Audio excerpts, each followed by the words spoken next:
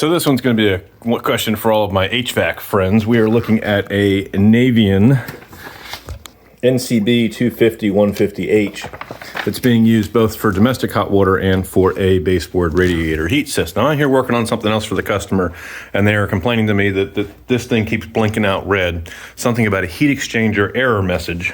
And when we looked that up, the heat temperature being over temperature, and it's saying something when you look up those codes about it not having enough water supply, or there being a clog somewhere, or sediment buildup in the pipes, scale buildup in the pipes. It's only about 2 years old. And it just kind of suddenly stopped working here in the month of June. So not really sure what's going on. And we went through a whole bunch of different diagnoses. And I'm really curious, if you're an HVAC tech, what you think of my solution here. So they're going to call the service company, but it's going to be a while before they can get out. So what did we do in the interim? I'm sitting here looking at how this is set up, okay? And they have their half-inch supply line coming down and feeding the cold side of the mixing valve. Here's the hot side coming out of the heater, and that's out for domestic hot water.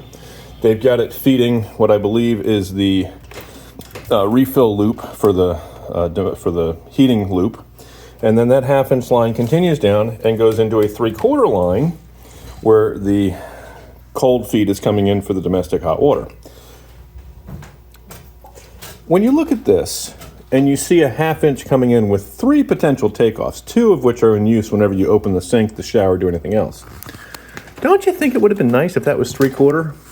Especially when the main 3/4 supply line coming from the pressure tank back there is right here, instead of allowing it to go all the way down there through that whole series of valves and things, and then coming back on a piece of half-inch, gray, whatever, to feed all this.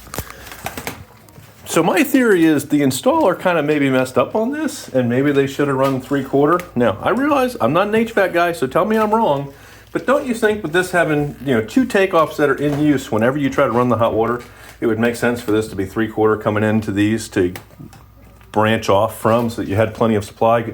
If you just open the kitchen faucet, no problem.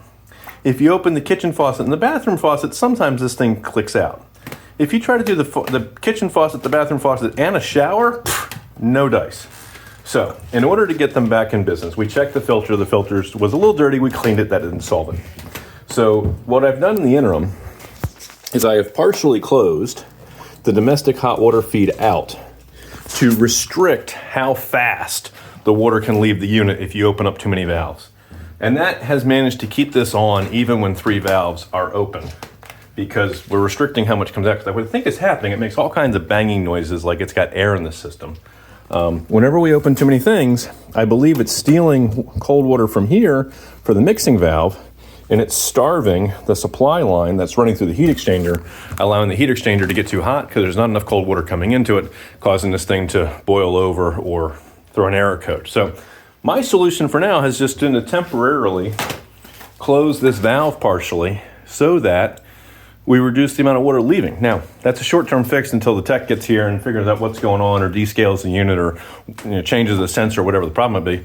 What do you think of my solution? What do you think about my diagnosis? And do you think this ought to be 3/4? Let me know in the comments. We'll catch you guys in the next video. Bye for now.